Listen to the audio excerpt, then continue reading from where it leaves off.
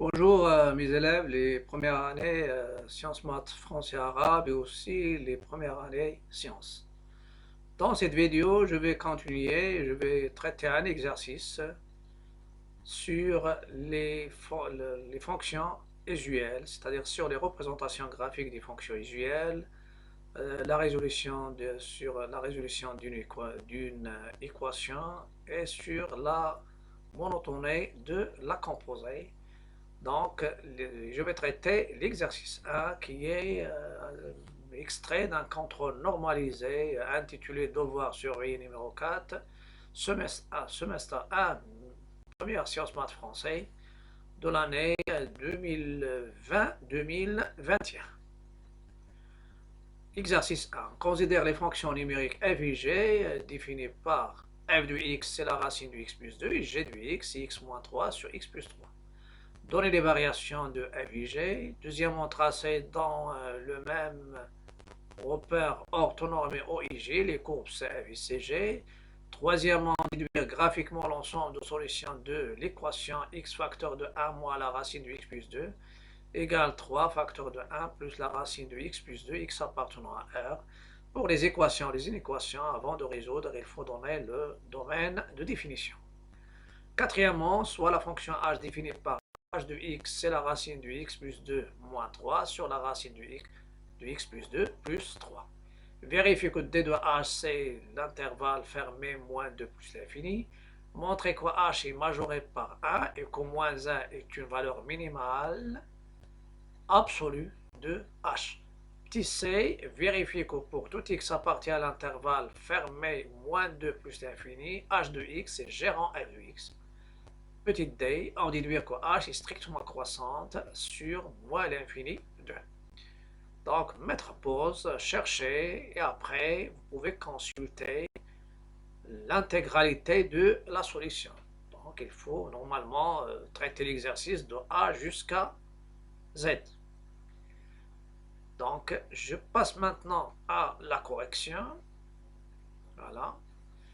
Vous avez f de x, c'est la racine de x plus 2, g de x, c'est x moins 3 sur x plus 3. Variation du f et g. Normalement, cet exercice était sur 10 points. Et c'est pourquoi je donne le barème de chaque question et comment on doit répondre. Vous avez les fonctions de référence, ce sont des fonctions qu'on vous demande les variations sans indiquer les intervalles. Ça veut dire, les fonctions, vous avez la fonction polynôme de deuxième degré, qui c'est f de x égale ax carré plus bx plus c, c'est-à-dire le trinoble.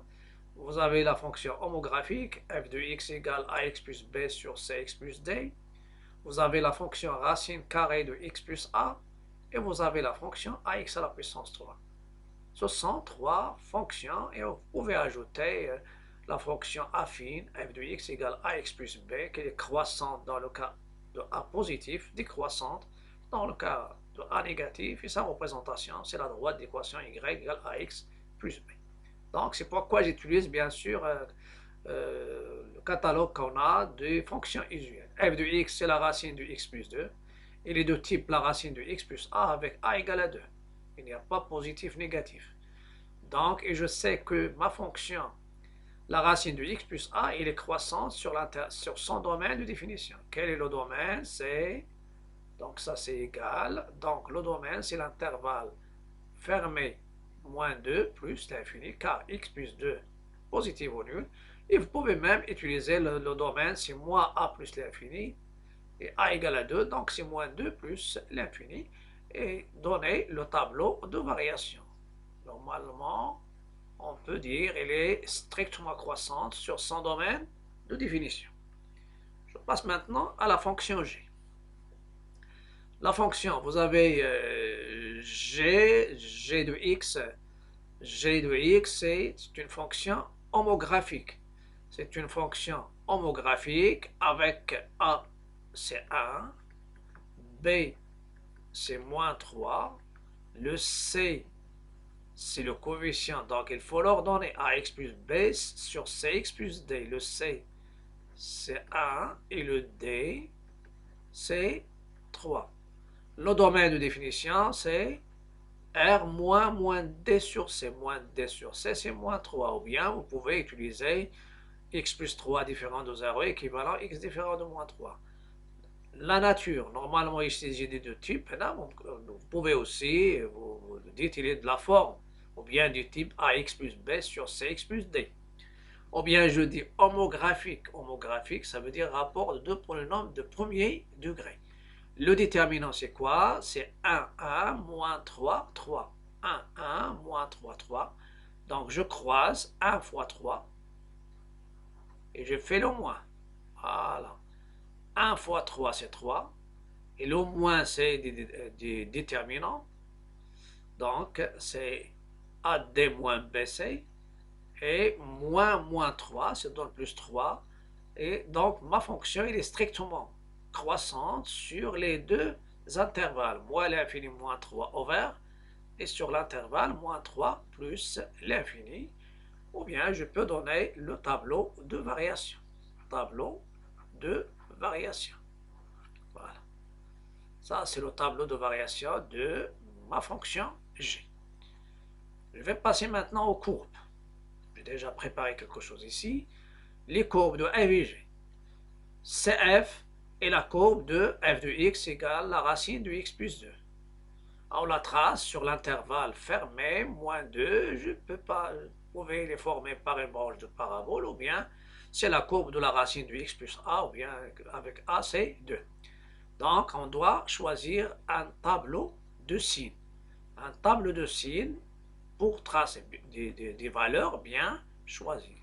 Ce tableau de signes, il se base sur, vous avez normalement, ma fonction, elle est, la première fonction, de moins 2 jusqu'à plus l'infini. Vous devez choisir moins 2. Et après moins 2, vous pouvez prendre 1. Moins 2, ça donne 0. Moins 2.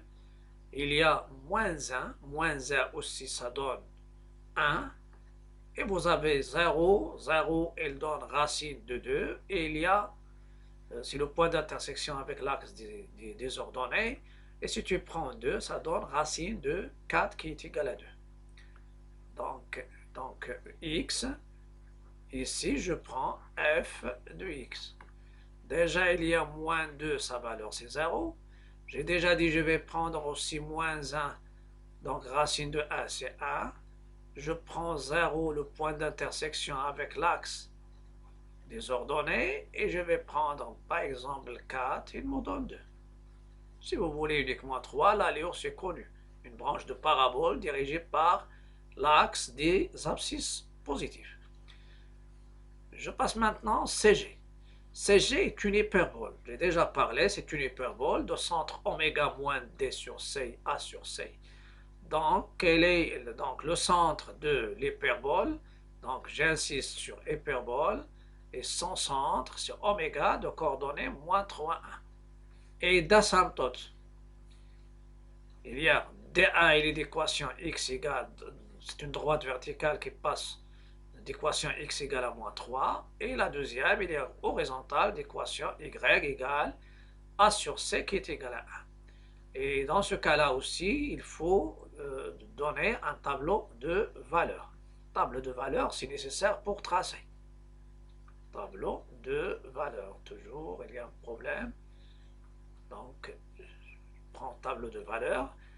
Pour tableau de valeurs, normalement ici, il y a le moins 3, c'est une valeur interdite. Donc déjà ici, le moins 3, donc moins 3. Et je prends 3 valeurs, bien 3 abscisses à droite. 3 points normalement, 3 abscisses A supérieures strictement à moins 3. J'ai pris moins 2. Pourquoi moins 2? Parce que les calculs, ils ne donnent pas une grande valeur. Donc si tu prends G2, moins 2, vous avez moins 2, moins 3. Moins 2, moins 3, c'est moins 5.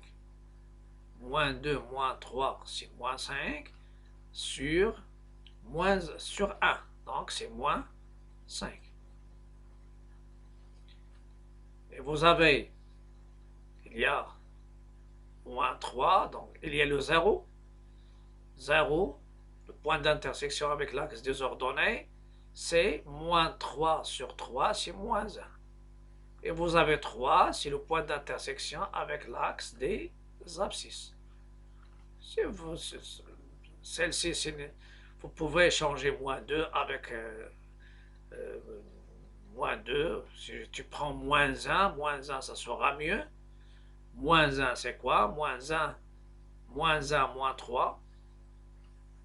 Donc on peut changer celle-ci pour pouvoir tracer. On peut la garder sans problème. Donc si je prends moins 1, moins 3, moins 4 sur 2, c'est moins 2.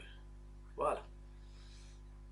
Vous avez moins 5, moins 5, moins 5. Normalement ici, j'ai pris ici moins 1.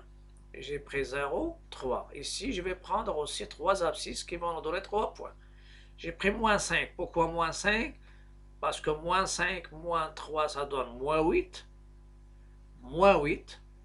Moins 8. Et moins 5 plus 2 plus 3, c'est moins 2.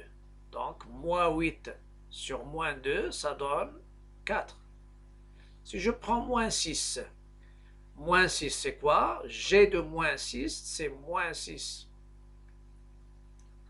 Moins 3 sur moins 6 plus 3. Ça va vous donner moins 9 sur moins 3. Et ça vous donne 3. Donc, c'est bien. Donc, ça donne 3. Voilà. Après, j'ai pris moins 7. Moins 7. Moins 7, c'est quoi? Ça donne moins 7. Moins 3 sur moins 7 plus 3. Moins 7, donc ça donne moins 10 sur moins 4. Donc c'est 10 sur 4, donc c'est 5 sur 2. 5 sur 2. Et je pense je vais tracer après.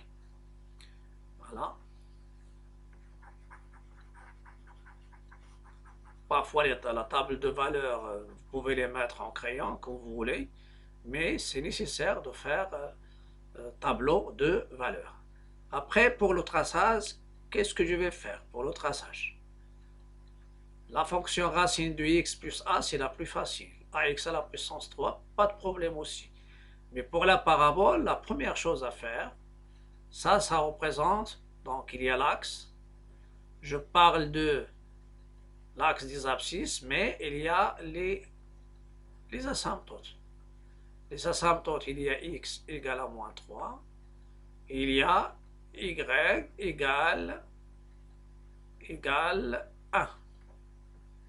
Bien sûr, ici, y égale à 1 et tout ça, c'est dans le repère. Et puisque la fonction elle est croissante, donc la courbe, ça sera située ici. Et située ici, je pars et je vais placer ça dans le repère. Et il y a oméga. Ça, c'est l'asymptote verticale. Donc, il croît comme ça. Si vous avez deux asymptotes, donc croissante. Et pour l'autre, c'est aussi croissante. On s'approche sans toucher. Ça, c'est uniquement pour vous montrer comment tracer. Je vais vous donner la courbe tracée, bien sûr, avec un logiciel. Mais pour vous, j'ai les moyens aussi de faire le traçage sans aucun problème. Je passe maintenant à la représentation graphique et je commence par la fonction, la première fonction qui est la représentation de la fonction f. Pour f, vous avez moins 3, c'est ça, moins 3, 0. J'ai pris moins 1, c'était 1, voilà, ce point. Et 0, c'était racine de 2. Et 2, c'était 2. Et faites la courbure comme ça, et vous tracez la courbe de f. Voilà, c'est la plus facile. Pour la courbe de G c'est une hyperbole. Donc je trace les deux droites, la droite d'équation x égale dA x égale à moins 3, et par y, par le point, je trace la parallèle, la droite d'équation y égale à 1, et je rappelle ici c'est l'axe des x, ici l'axe des y, et de préférence les asymptotes, il faut qu'elles soient d'une autre couleur pour qu'elles pour ne pas les confondre avec les axes des repères. L'intersection, ça donne oméga. J'ai la parabole, donc puisque le déterminant est positif, donc strictement croissante, sur les deux intervalles, moins l'infini, moins 3, et moins 3 plus l'infini. Sur l'intervalle moins 3 plus l'infini, j'ai déjà pris le point moins 1, moins 2. Voilà. Normalement, je vous donne comment on trace.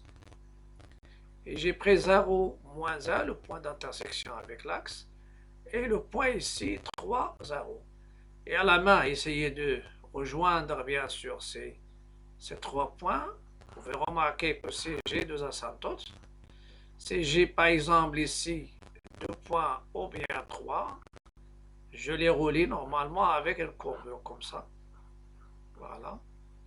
Et la même chose ici. Sans toucher normalement l'asymptote.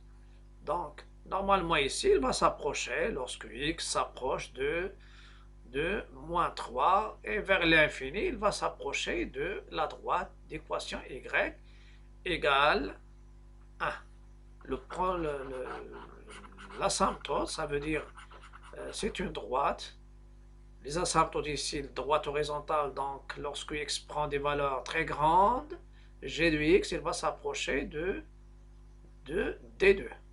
Et lorsque x prend des valeurs très proches de moins 3, la courbe, il va s'approcher bien sûr de l'asymptote verticale. Je passe maintenant à la deuxième partie. Dans la deuxième partie, déjà, j'ai pris, normalement, sans doute, j'ai pris moins 5. Moins 5, c'était 4. Voilà.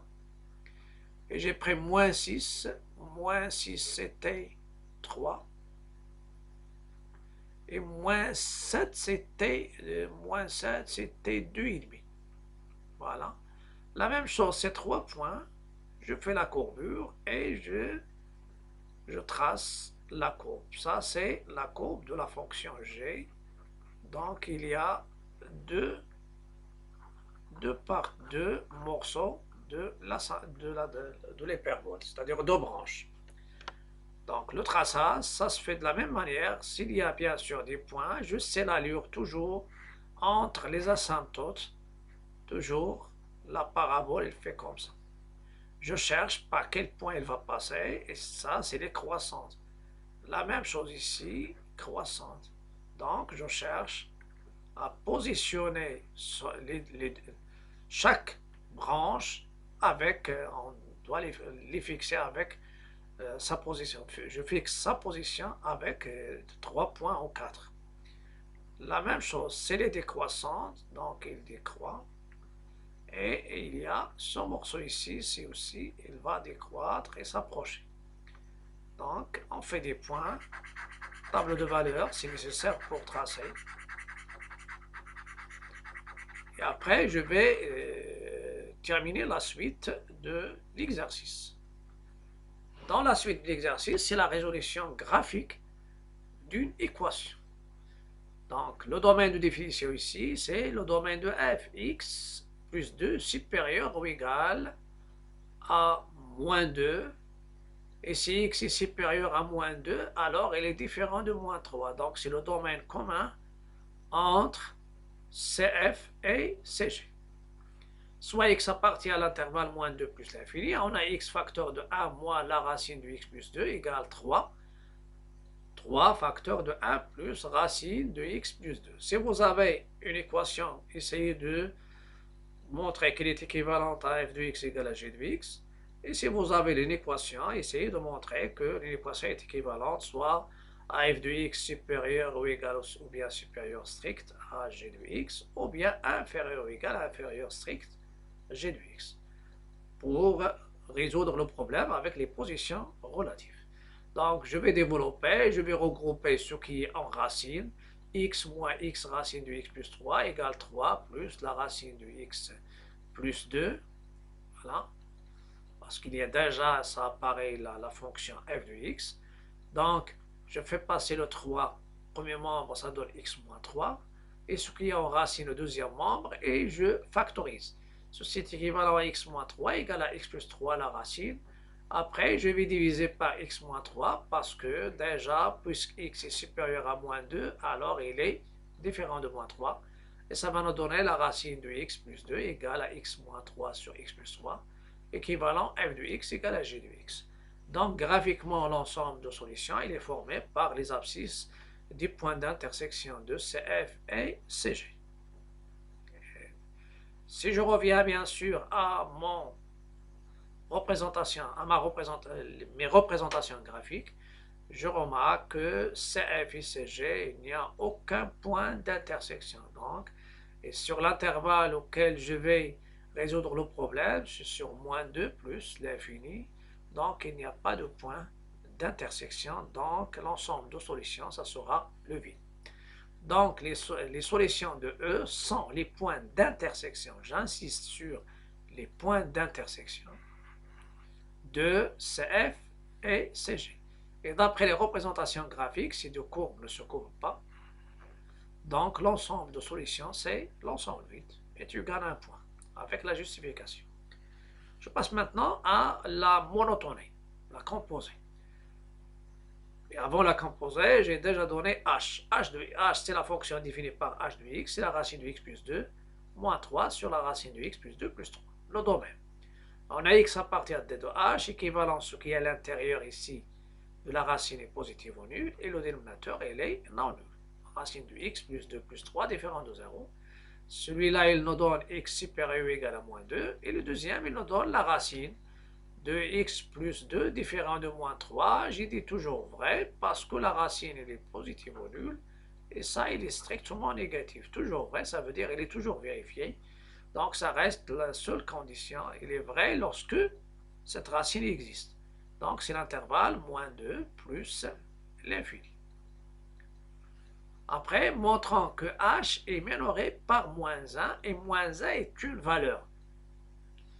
Donc, on a quel que soit x appartenant à l'intervalle moins 2 plus l'infini, je vais essayer d'étudier le signe de h de x. Je compare h de x avec moins 1. Ou bien je montre que h de x est supérieur ou égal à moins 1. Donc, je fais la différence. h de x moins moins 1, c'est h de x plus 1.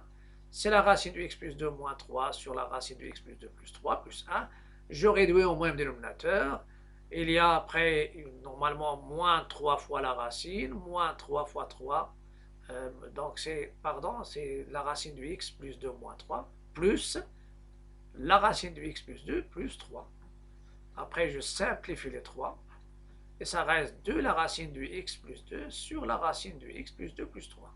Celui-là, il est strictement positif. Et celui-là, il est positif ou nul.